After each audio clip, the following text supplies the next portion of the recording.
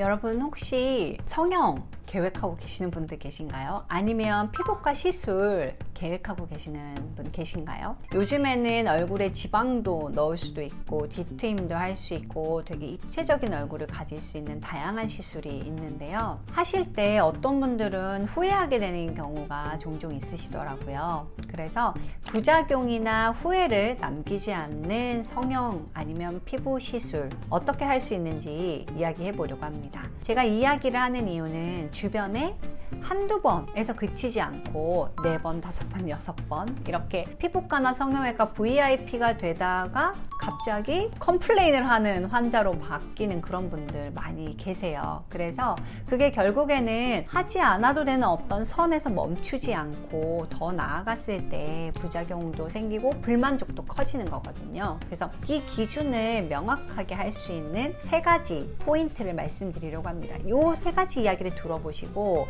나만의 외모 관리에 대한 기준을 정하셨으면 좋겠어요. 오늘은 어쨌든 얼굴이나 몸매 이 외모적인 얘기를 하는 날이니까 이게 막 정말 제일 중요한 가치이냐? 절대 그렇지 않아요. 더 중요한 가치들이 있지만 어쨌든 외모에 대한 이야기를 하려고 하는 시간이니까 거기에 맞춰서 이야기를 해보겠습니다. 첫 번째는요, 사람들은 나를 그렇게 분석적으로 평가하지 않는다 입니다.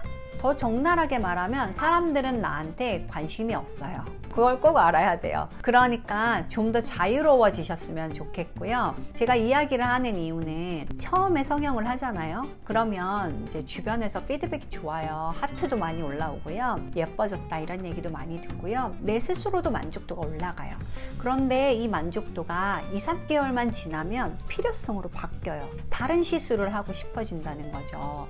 마치 우물 안에 갇힌 사람처럼 동그란 거울 속에 내 얼굴만 들여다보고 눈이 짝짝이네, 광대가 나왔네, 이마가 너무 납작한 것 같은데, 볼이 너무 꺼졌는데 이렇게 보기 시작한다는 거예요. 그런데 사람들은 여러분들을 볼 때 그렇게 보지 않아요. 그냥 피곤해 보이네, 예뻐 보이네 이런 정도의 이미지로 인식을 한다는 거죠.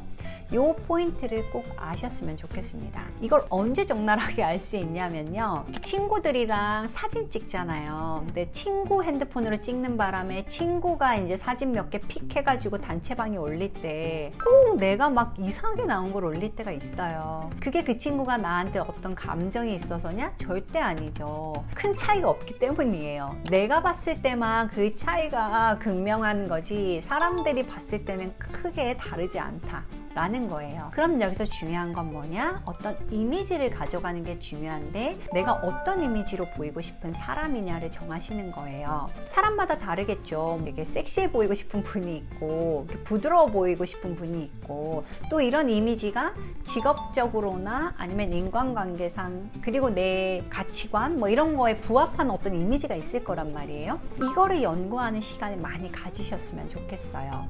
그래서 중요한 건 남들은 나한테 관심이 없다. 이게 제일 큰 포인트. 아직도 기억나요. 뭐 고등학교 때 맨날 막 머리 막 이렇게 하고 있으면 엄마가 아무도 안 본다고.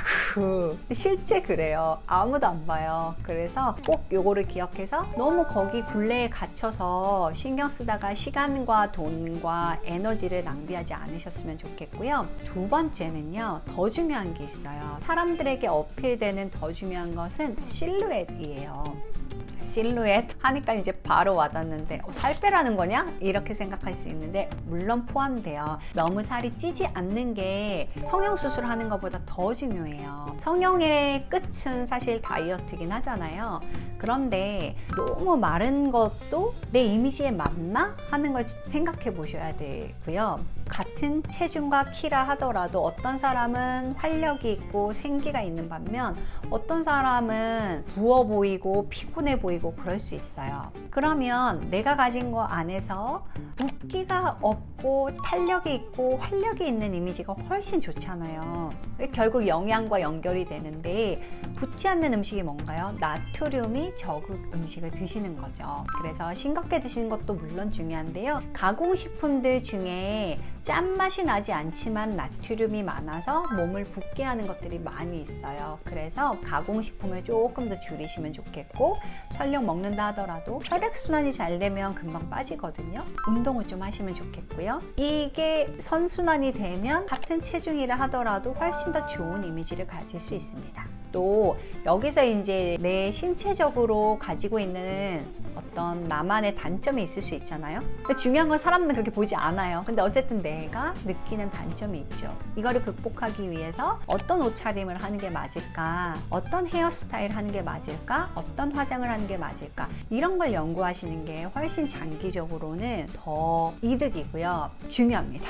그리고 마지막으로 사실 제일 중요한 거는 사람들에게 인상을 남기고 기억을 남기는 건 대단히 균형적인 얼굴, 엄청나게 좋은 몸매, 이런 게 아니에요. 저 사람이 괜찮은 사람이다, 예쁜 사람이다, 기억에 남는 건 그 사람이 했던 말투와 표정이에요. 그래서 표정과 말투가 여러분들의 예쁜 얼굴이나 몸매보다 훨씬 중요해요. 그래서 표정과 말투 관리를 하셨으면 좋겠는데요. 이 표정과 말투는 다행스럽게도 타고나는 게 아니고 여러분들이 만들어갈 수 있는 거고, 20살이 넘어야 발전시킬 수 있는 걸로 돼 있어요. 왜냐하면 이 전두엽이 할 수 있는 일이고요.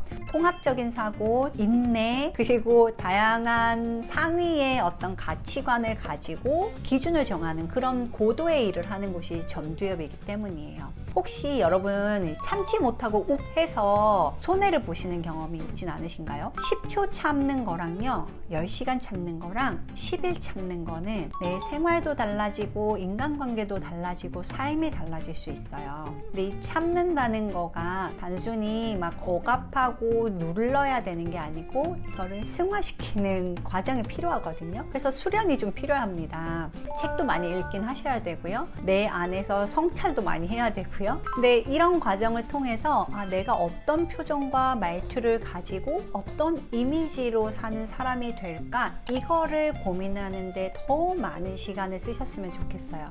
거울을 보면서 얼굴이 비대칭이네, 어떤 성형외과가 좋을지 찾아보는 시간보다는 여러분들이 앞서 말씀드린 어떤 표정과 말투, 이미지, 이런 기준이 정하고 나면요, 피부과 시술을 하든 성형외과 시술을 하든 후회하지 않고 나한테 맞는 걸 선택하실 수 있어요. 이제 좀 연말로 다가가고 있잖아요. 많은 것들을 다짐하고 정하시는 시간이 될 텐데, 그때 요것도 한번 정하시면 좋겠어요. 외모적으로 내가 어떻게 관리할 거냐, 기준을 정하시고 지내시는 분들이 되시면 좋겠습니다. 감사합니다.